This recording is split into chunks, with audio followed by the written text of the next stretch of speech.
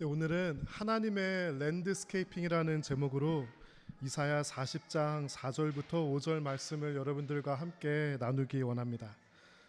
성도분들의 집에 방문을 해서 이야기를 나누다 보면은 이제 가끔씩 집의 앞마당이나 뒷마당에 랜드스케이핑에 대해서 이야기를 듣게 됩니다. 이렇게 이야기를 들어보면요, 주변에 동물들이 넘어와서 나무 열매를 먹기도 하고 또 예쁘게 꾸며놓은 잔디나 나무들을 망쳐놓기도 합니다. 또 어떤 사람들은 식물이나 텃밭에서 일하는 것을 좋아하는 분들이 꽤 많이 있으시더라고요. 그 사람의 관심도나 시간과 에너지의 여부에 따라서 어떤 분들은 HOA에서 요구하는 아주 최소한의 것만 그냥 잔디만 어떻게든 살려놓자 하는 마음으로 하시는 분들도 있고, 또 어떤 분들은 아주 정성스럽게 뒷마당을 꾸미고 랜드스케이핑을 잘 해놓는 것을 삶의 큰 기쁨으로 여기는 사람들도 있는 것을 보게 됩니다. 저도 나중에 뒷마당이 생기고 삶에 조금 여유가 생기면 저렇게 예쁘게 랜드스케이핑을 해놓으면 참 좋겠다 하는 그런 생각이 들었습니다. 우리가 뒷마당을 아름답게 랜드스케이핑 하듯이 하나님께서는 이 세상을 향해 어떤 랜드스케이핑을 하기를 원하실까 하는 관점으로 오늘 본문을 함께 살펴보고 이야기를 나누었으면 좋겠습니다.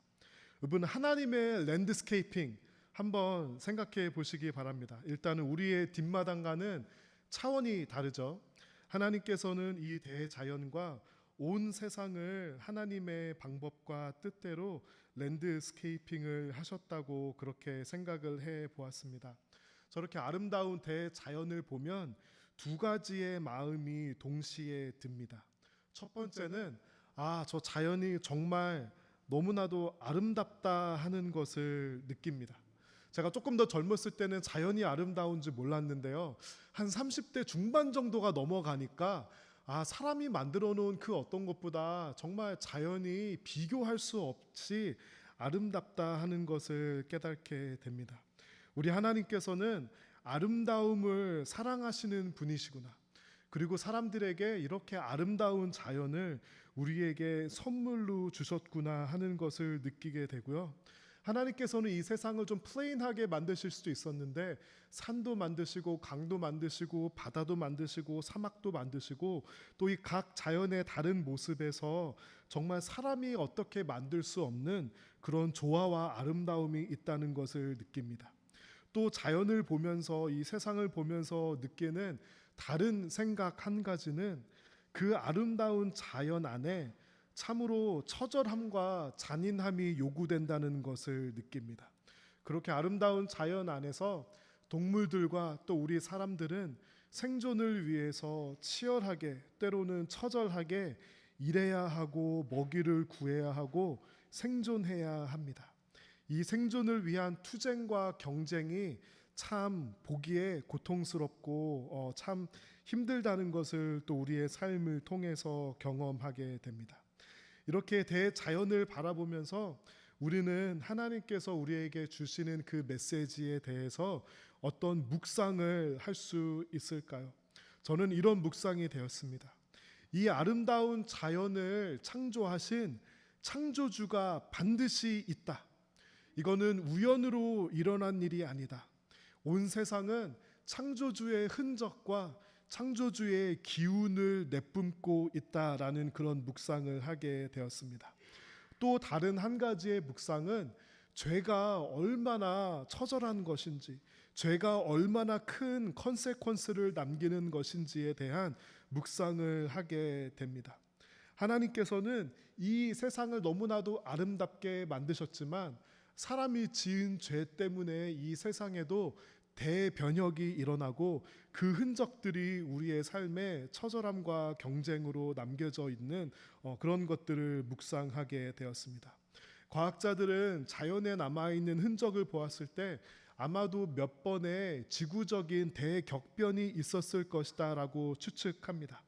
성경에도 지금 세상의 모습이 하나님께서 창조하신 그 첫 모습은 아니었을 것이다 라고 우리에게 알려주는 그런 성경 말씀들이 있습니다. 그 첫 번째는 아담과 하와가 죄를 지었을 때 하나님께서 이렇게 말씀하세요. 우리 다 같이 읽어볼까요? 그러므로 너 때문에 땅이 저주를 받고 너는 평생토록 수고하여야 땅에서 나는 것을 먹을 수 있을 것이다. 땅이 저주를 받았다고 그렇게 성경 말씀에서 이야기하고 있습니다. 이것이 여러 가지 방법으로 해석될 수 있겠지만 제 생각에는 아마도 그 땅이 훨씬 더 척박해졌기 때문에 아마도 옛날에는 굳이 일을 하고 노동을 하지 않아도 땅에서 자연적으로 열매가 맺히고 곡식이 맺히고 그런 환경이 아니었을까 생각해 보았는데요. 죄 때문에 땅이 훨씬 더 척박해졌기 때문에 이제 자연적으로 열리는 것은 훨씬 더 줄어들고 사람들이 힘든 노동을 통해서 그 환경을 맞춰야지만 먹을 것을 얻을 수 있게 되지 않았을까 그렇게 생각해 보았습니다. 또 아마도 저의 추측상으로는 기후도 조금 바뀌지 않았을까 생각해 보았습니다. 성경에 보면은 옛날에는 훨씬 더 사람들이 오래 살았던 그런 기록들이 있는데요. 아마도 우리가 사는 이 지구의 환경이 더 힘들게 바뀌어서 사람들의 수명도 줄어들지 않았을까 하는 그런 생각을 해 볼 수도 있습니다. 또 우리가 알고 있는 대격변 중에 하나는 바로 노아의 홍수입니다. 노아의 홍수는 지구의 랜드스케이핑을 바꾼 대격변의 사건이었습니다. 이런 격변들을 겪으면서 우리가 살고 있는 이 땅이 더 살기 좋아졌을까요? 아니면 더 살기 힘들어졌을까요? 네, 더 살기 힘들어졌을 거예요. 그 이유는 바로 죄로 인해서 이 땅이 심판을 받고 저주를 받았기 때문입니다. 이런 대격변 때문에 어떤 모습이 생겼냐면요. 높은 산들이 이게 너무 높아서 사람이 살 수 없는 그런 척박한 산들이 생겼고요. 또 사람이 살 수 없는 굉장히 기후가 익스트림해진 곳이 생기게 되었습니다. 사막이 생기고요. 날씨가 매우 무더운 지역이 생겼고요. 지진대가 생기고 홍수와 가뭄이 자주 일어나는 그런 곳들이 생겼습니다. 아프리카처럼 덥고 비가 내리지 않아서 메마른 곳들이 생겼고요. 시베리아나 캐나다 북부처럼 엄청나게 추워서 사람들이 살기 힘든 곳이 생겼습니다. 샌디에고는 어떤 곳이냐면요. 이런 심판과 저주가 약간 비껴갔다고도 표현할 수 있고 또 굉장히 절묘한 조화로 익스트림 웨더에 노출되지 않은 곳이 샌디에고다라고 그렇게 표현할 수 있을 것입니다. 우리는 여행을 갈 때는 내가 살고 있는 환경보다 조금 더 익zo틱한 곳으로 여행 가는 것을 좋아합니다. 좀 익스트림한 곳으로 갑니다. 예를 들면은 알래스카에 가서 오로라를 보기 원하고요. 또 적도의 더운 섬에 가서 따뜻한 바다에서 수영복을 입고 수영하는 그런 모습을 우리가 꿈꾸면서 휴가를 갑니다. 또 아프리카의 사막이나 저는 아프리카에 사막이 그렇게 가고 싶습니다. 그런 곳에 가서 우리가 한두 주 있으면 그것이 좋은 경험이 되고 좋은 여행이 됩니다. 여러분 그런데요. 그런 조금 익zo틱한 곳에 가서 몇 년만 한번 살아보라고 해보세요. 여러분 알래스카에 가서 몇 년 살아보라고 해보고요. 아프리카에 가서 몇 년 살고 또 시베리아에 가서 몇 년 살라고 해보시면 여러분 그곳에 살 수 있겠습니까? 제가 아는 사람 중에 한 명이 사이판에서 평생을 살다가 샌디에고에 온 친구가 있어요. 이 친구는 샌디에고에 어떤 마음으로 왔냐면요. 나는 사이판을 탈출해서 절대로 저 저주받은 곳으로 돌아가지 않으리라 라는 마음을 가지고 이 친구는 샌디에고에 왔습니다. 방학이 돼도 사이판으로 돌아가고 싶어 하지 않습니다. 아니 우리는 사이판이 휴양지인데 모두 다 가고 싶어 하는 곳인데 그런데 그 친구는 그곳에서 살기가 힘든 거예요. 우리가 흔히 이런 생각을 합니다. 아 나는 모히또에 가서 몰디브를 좀 마셔보고 싶다라는 그런 생각을 합니다. 여러분 그런데요. 모히또에 가서 몰디브를 한 달만 마셔보세요. 더 이상 그거를 마실 수 있나? 눈이 오는 것을 좋아하는 사람도 눈이 오는 추운 지역에 오래 살기가 힘듭니다. 하나님께서 원래 만드신 세상은 이런 모습들이 아니었고요. 훨씬 더 살기 좋고 나무의 열매도 많이 맺히고 곡식이 저절로 맺히는 그런 세상이었을 것입니다. 이런 모습을 보면서 우리는 많은 사람들은 그러면 내가 조금이라도 환경이 좋은 곳에 살기 위해서 열심히 공부하고 열심히 돈 벌어야 되겠다라고 생각을 하는 사람들이 있는데요. 우리는 이 모든 것들을 성경적인 시각으로 해석하면서 조금 다른 비전과 조금 다른 시각과 꿈을 가져야 합니다. 더 많이 소유하고 더 성공해서 좋은 곳으로 살아야 되겠다. 이것도 나쁘지 않지만 죄로 인해서 심판받고 저주받은 랜드스케이프에 사는 사람들을 돌보면서 그들에게 이것이 하나님의 계획이 아닙니다. 이것이 하나님의 계획의 끝이 아닙니다. 하나님께서는 여러분을 위해서 더 선하고 좋은 계획을 가지고 계십니다라고 그들을 향해 꿈과 비전을 일깨워 주어야 할 것입니다. 하나님께서는 이사야에게 보여주시는 하나님의 꿈과 비전, 또 하나님의 랜드스케이핑을 알려주십니다. 우리가 이것을 보면서 하나님께서 우리를 향한, 이 세상을 향한 그 마음과 꿈과 비전을 함께 나누어 보았으면 좋겠습니다. 우리 이사야 40장 4절과 5절을 다 같이 읽어보겠습니다. 모든 골짜기가 높아지고 모든 산이 낮아진다. 거친 땅이 평탄하게 되고 험한 땅이 평야가 된다. 그때 여호와의 영광이 나타나 모든 사람이 하나같이 그것을 보게 된다.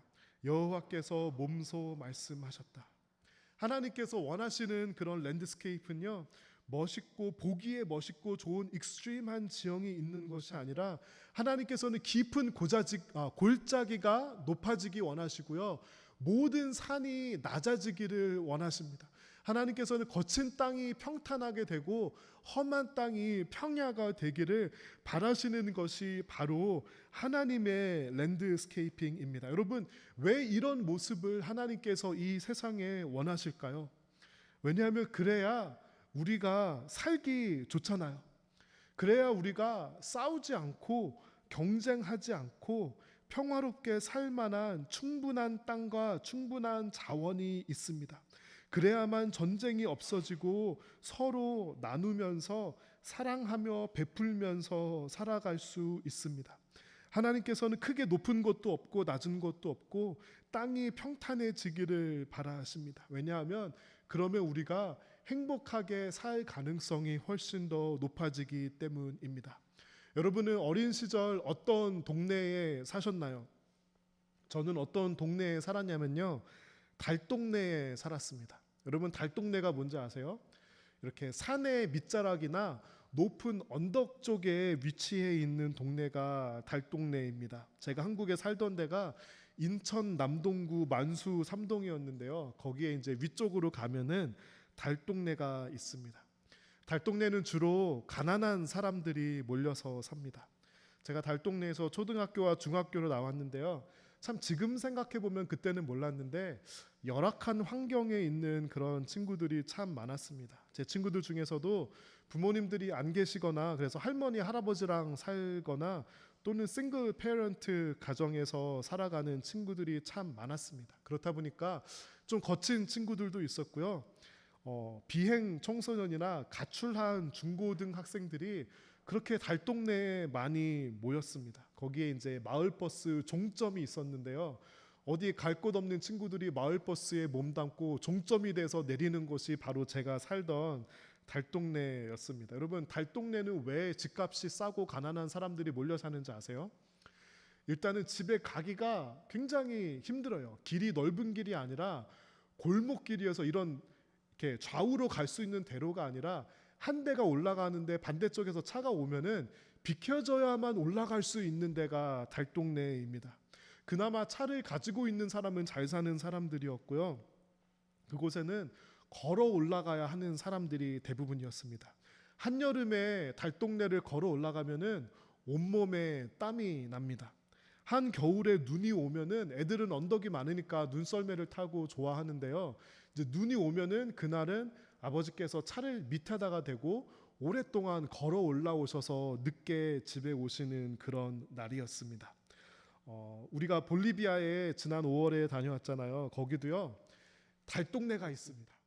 밑에 지역은 라파스라 그래서 이제 수도와 큰 건물들과 학교들이 있는 그런 좋은 동네이고요. 위쪽으로 올라갈수록 엘 알토라는 달동네가 있습니다. 저기는 이제 고도가 워낙 높으니까 100m를 올라갈 때마다 기온이 1도 정도 떨어지고요. 고산지대니까 기온이 이제 올라갈수록 숨이 턱턱 막힙니다. 거기서도 가난한 사람들은 저 달동네 엘 알토 지역에 살더라고요. 그 볼리비아의 청년들의 대부분이 엘 알토 지역에 살고요. 저는 오히려 엘 알토에 가니까 마음이 정겹고 편했습니다. 아, 내가 살던 달동네랑 여기랑 비슷하구나 하는 그런 마음이 들었습니다. 하나님께서는 달동네에 사람들이 원하는 것 원치 않으시고요. 돈이 없어서 사업에 실패해서 달동네로 쫓겨가듯이 사는 것 원치 않으십니다. 하나님께서는 깊은 골짜기가 높아지고 산이 낮아지기를 원하시고요. 땅이 평탄해지고 평야가 되기를 원하십니다. 그런데 사람들은 평탄한 땅에 가서 자꾸 무엇을 만들고 어떤 지향점을 가지는지 아세요? 사람들은 자꾸 높음과 낮음을 만듭니다. 사람들은 자꾸 부함과 빈함을 구별하고 함께 섞이지 못하게 합니다.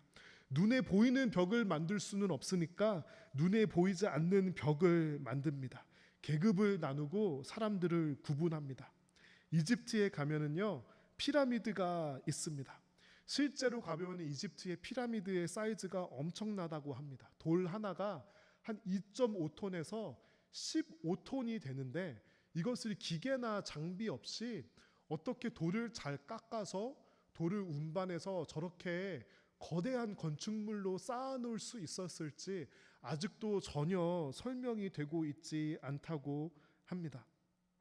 피라미드의 구조는 아래가 넓고 위로는 좁아지는 구조입니다. 저 사람들이 왜 하필 피라미드 형태로 만들었을까에 대해서 여러 가지 가설과 이론이 가능하지만 제가 가지고 있는 시각은 저 피라미드가 그 당시에 사람들이 가지고 있는 세계관을 형상화했다고 저는 그렇게 생각을 합니다.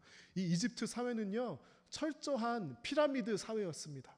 가장 아래에는 억눌린 노예들이 있었고요. 그 중간에는 뭐 조금 중산층이 있었고 그 피라미드의 제일 위에 앉아서 모든 사람들을 억압하고 억누르고 모든 부와 권력이 집중되는 바로와 그 몇몇의 정치인들에게 집중되는 그런 피라미드 사회의 모습을 형상화한 것이 저는 저 피라미드라고 생각합니다. 피라미드 사회에 사는 대부분의 사람들은 행복하지 못하고 서로 사랑하지 못하고 불행합니다. 왜냐하면 끊임없이 높은 곳으로 클라임해야 하는데 높은 곳으로 갈 수 있는 그 자리와 사람들은 한정되어 있습니다. 그렇기 때문에 내가 올라가려면 다른 사람들을 짓밟아야 하고요.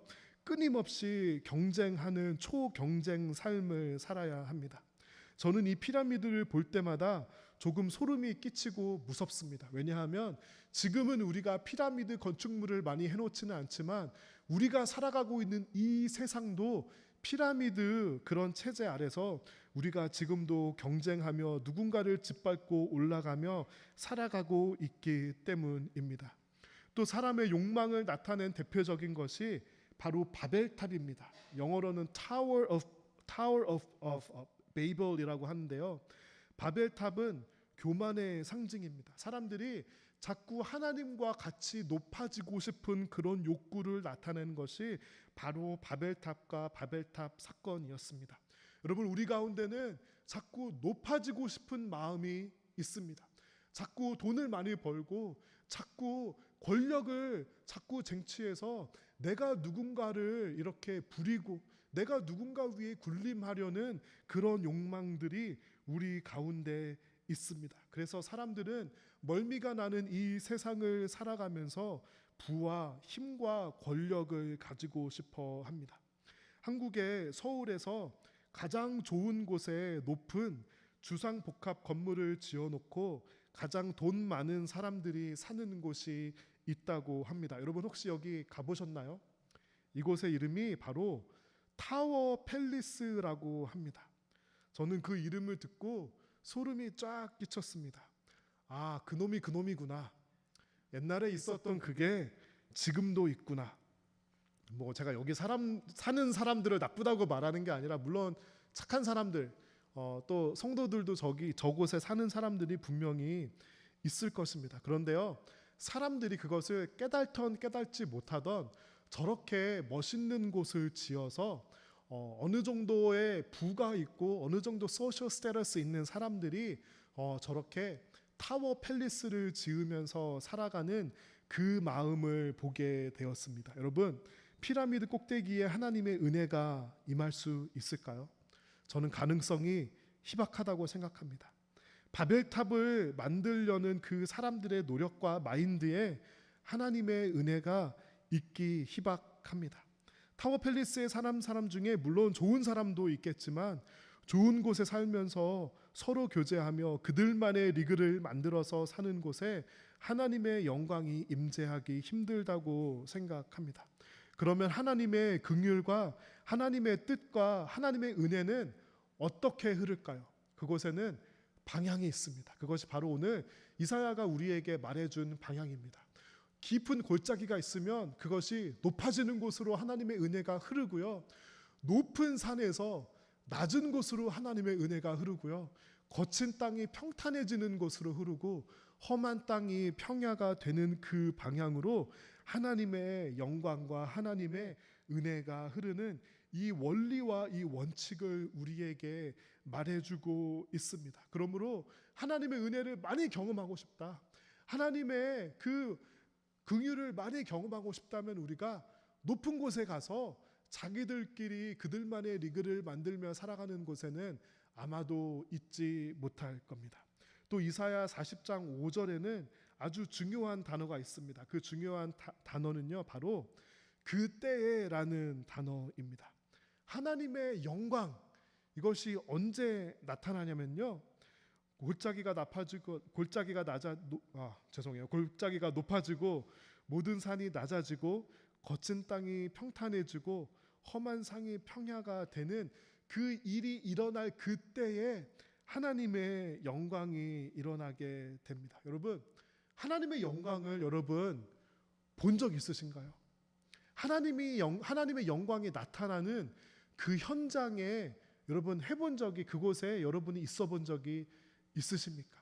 우리는 하나님의 영광 하면은 너무 어떤 초자연적인 것을 생각하는 경향이 있습니다.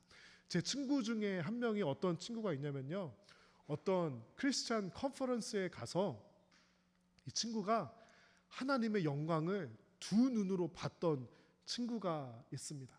그 컨퍼런스에서 막 찬양을 하고 이제 예배를 드리고 있는데 그 예배 이제 그 스테이지에 십자가가 있었어요. 근데 이 친구가 눈을 딱 떴는데 거기에 못 박혀서 피를 흘리시는 예수 그리스도를, 실제로 그 영광을, 그 빛나는 예수 그리스도의 영광을 이 친구가 보고 나서 깜짝 놀라서 막 다른 사람들한테 물어보는 거예요. 너도 봤어? 너도 봤어? 물어보는데 저도 그 현장에 있었거든요. 저는 못 봤어요. 그러고 나서 그 친구의 삶에 조그마한 변화가 생겼습니다. 어떤 변화가 생겼냐면요, 이 친구가 내가 하나님이 계시다는 거를 알고 믿고는 있었지만 나는 이제 진짜 하나님을 섬기는 삶을 살아야 되겠다라는 그런 변화가 생겼습니다. 여러분, 그런데 좀 재미있는 것이 그 친구가 좀 많이 노는 거 좋아하는 친구고요. 좀 이렇게 행동과 말이 거친 친구였어요. 그 친구의 성품이 변했을까요? 안 변했을까요? 성품이 변하지는 않더라고요. 하나님의 영광을 보았는데 아무튼 굉장히 저에게는 재미있는 그런 현상의 observation이었습니다.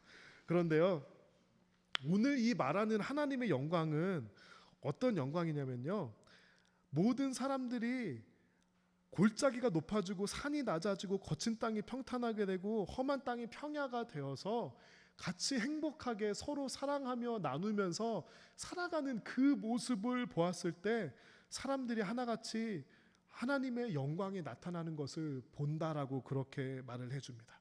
물론 그렇게 십자가에 못 박히신 예수 그리스도의 영광이 나타나는 것을 보는 것도 하나님의 영광이지만 사람들이 같이 내가 가지고 있는 소유를 나누고 더 힘들고 어려운 사람들을 격려하면서 그들의 삶과 함께 그들을 세워주고, 또 좀 힘들고 어렵게 살고 있는 사람들에게 우리가 가지고 있는 소유를 흘려보내고 그렇게 서로 사이좋게 살아가는 그곳에 바로 하나님의 영광이 임한다고 오늘 말씀에서 우리에게 말해주고 있는 것입니다. 지금 일어나고 있는 이스라엘과 가자 지구 이 전쟁을 보면서 참 많은 생각을 하게 됩니다. 어떻게 하면 그들을 도울 수 있을까? 어떻게 하면 그들의 아픔에 조금이라도 하나님의 위로가 전해질 수 있을까? 이런 고민을 하면서 우리 나무교회가 파트너하고 있는 기독교 구호단체인 맵 인터내셔널과 함께 미팅을 가졌습니다. 어떤 사람들은 이 사건을 보면서 이렇게 접근합니다. 이스라엘은 하나님의 선택받은 민족이니 그들이 그 땅을 차지하는 것이 무조건 옳다. 이렇게 말하는 사람이 때로는 있는데요. 저는 그런 시각을 가지고 있지는 않습니다. 그들의 역사는 굉장히 복잡하고요. 이스라엘 사람들이 잘한 것도 있고 잘못한 것도 있고요. 또 가자 지구에 살고 있는 사람들이 잘한 것도 있고 잘못한 것도 있습니다. 어디가 절대 선이고 어디가 절대 악이다. 이렇게 우리가 쉽게 판단할 수는 없습니다. 하지만 우리는 누군가의 편을 드는 것보다는 죽음과 고통과 부상과 트라우마가 있는 그곳에 어떻게 하면 우리가 그리스도의 사랑으로 우리의 작은 위로와 우리의 기도를 전달할 수 있을까? 이것을 함께 맵 인터내셔널의 스태프분들과 함께 나누고 도움이 될 수 있는 방법이 있을까? 그렇게 그런 도움을 구했습니다. 하나님께서는요, 국가와 민족이 서로의 다름에 집중함으로써 경계선을 만들고 서로를 비난하고 서로에게 고통을 가하는 것을 원치 않으십니다. 하나님께서는 땅을 놓고 싸우는 것을 원치 않으십니다.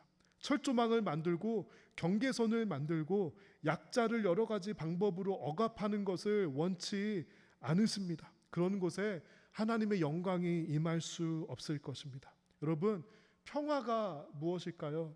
이스라엘과 팔레스타인의 이 사람들의 갈등을 보면서 그들 가운데 과연 평화가 임할 수 있을까라는 그런 생각과 고민을 하게 됩니다.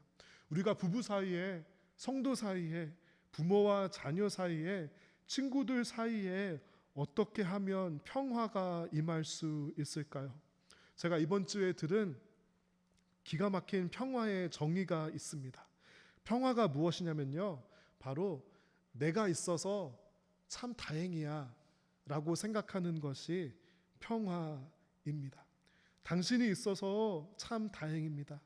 여러분이 있어서 내 삶에 하나님의 축복이 있어서 참 다행입니다.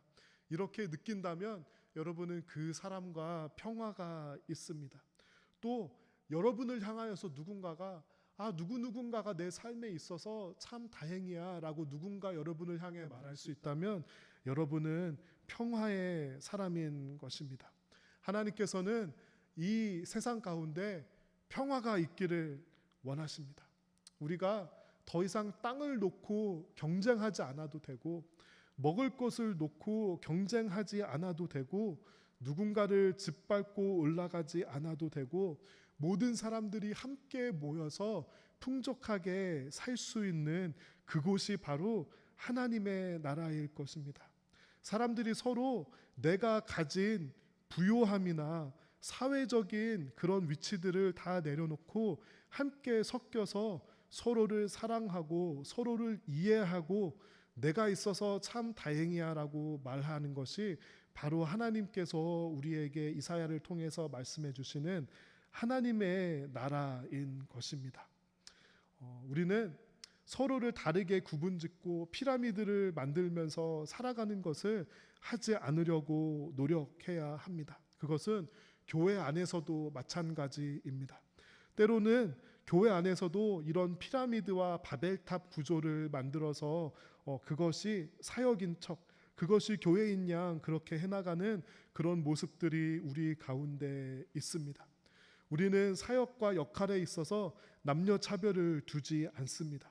또 사회적으로 성공하고 돈이 많은 사람, 또 연륜이 많은 사람이 중요한 자리를 독점하게 하지도 않으려고 하고요. 모든 사람이 공평한 그런 교회가 되기를 바랍니다. 만약에 어떤 교회의 모습 중에 돈이 많고 사회적으로 성공한 사람들을 우대하고 그런 사람들에 의해서 운영되는 그런 교회가 있다면 하나님의 영광은 그런 교회에서 떠날 것입니다. 만일 저와 우리 교회의 어떤 그 누군가 가운데 이 세상에서 유력하고 돈이 많고 성공한 사람과 더 어울리고 차별 대우하고 혹시 그런 낌새가 있으면 여러분, 그때는 말해야 합니다. 그때는 정의를 선포해야 합니다. 아니, 당신이 설교하던 거랑 당신이 말하던 거랑 뭔가 다릅니다. 뭐가 진짜 메시지입니까? 당신의 설교가 진짜 메시지입니까? 아니면 당신이 행동하는 것이 진짜 메시지입니까? 우리가 이렇게 사랑 안에서 정의를, 사랑 안에서 진리를 나타낼 수 있어야 합니다. 그래야만 하나님의 영광이 그 가운데 거하고 떠나지 않으시게 됩니다. 우리는 신앙생활을 하면서 가정이 평화로워지고요, 당신이 있어서 정말 다행입니다, 이렇게 말할 수 있게 되기를 원하고요, 경계를 뛰어넘는 그런 성도가 되기를 바랍니다. 우리는 신앙생활을 하면서도 나와 비슷한 사람, 나와 친한 사람들끼리 이렇게 너무나도 친한 그런 무리를 만들어서 경계를 지으면서 살아가려는 경향이 있습니다. 하나님의 영광은 그 경계를 뛰어넘을 때 나타납니다. 교회 오래 다닌 사람들과 새가족들이 경계를 허물고 서로를 초대하고 교제할 때 하나님의 영광이 그곳에 나타납니다. 가정 가운데 남편과 아내의 소통의 장벽이 무너질 때 그 가정 안에 하나님의 영광이 나타납니다. 자녀와 부모가 그 벽을 허물고 믿음으로 연합될 때 그 하나님의 영광이 나타납니다. 우리가 다름에 집중하고 다름을 강조하고 한계를 짓는 것이 아니라 당신도 하나님 아버지를 믿고 나도 하나님 아버지를 믿습니다. 같은 아버지를 모시는 우리는 한 가족입니다. 이렇게 말하는 것이 바로 하나님의 영광입니다. 당신 안에서도 예수 그리스도의 피가 흐르고 내 안에도 예수 그리스도의 피가 흐릅니다. 그것이면 충분합니다. 이렇게 말할 수 있는 것이 바로 하나님의 영광입니다. 하나님의 영광은 사랑입니다. 하나님의 영광은 평화입니다. 하나님의 영광은 벽을 허물입니다. 그래서 하나님의 은혜를 경험하고 하나님의 긍휼을 경험하고 하나님의 영광을 경험한 사람은요, 그 벽을 허무는 사람입니다. 그리고 이 세상 성공과 이 세상의 그 어떤 누림과 부귀영화보다 더 행복하고 더 가장 사람을 사람답고 성도를 성도답게 하는 것은 바로 하나님의 영광을 경험하는 것, 하나님께서 우리에게 주시는 부흥을 경험하는 것입니다. 이 세상에 그것보다 더 좋은 것, 그것보다 더 행복한 것은 없습니다. 저는 여러분의 가정에, 여러분의 부부 사이와 여러분의 부모와 자녀 사이에, 여러분의 소소모에, 또 우리 교회와 이 세상에 여호와의 영광이 충만하기를 간절히 바라고 기도합니다. 경계가 무너지고 서로 사랑하고 교제하고 골짜기가 높아지고 높은 산이 낮아지며 거친 땅이 평탄해지고 험한 땅이 평야가 되는 그 날을 꿈꾸면서 그 비전과 그 소망을 사람들에게 이야기해주는 그런 성도가 되었으면 좋겠습니다. 오늘 본문을 다시 한번 읽고 오늘 설교를 마치도록 하겠습니다. 다 같이 읽어볼까요? 모든 골짜기가 높아지고 모든 산이 낮아진다. 거친 땅이 평탄해지고 험한 땅이 평야가 된다. 그때 여호와의 영광이 나타나 모든 사람이 하나같이 그것을 보게 된다. 여호와께서 몸소 말씀하셨다. 아멘. 우리 다 같이 일어나서 소원이라는 이 찬양을 부르면서 하나님께서 우리와 이 땅을 향한 그 소망을 믿음으로 고백하기 원합니다.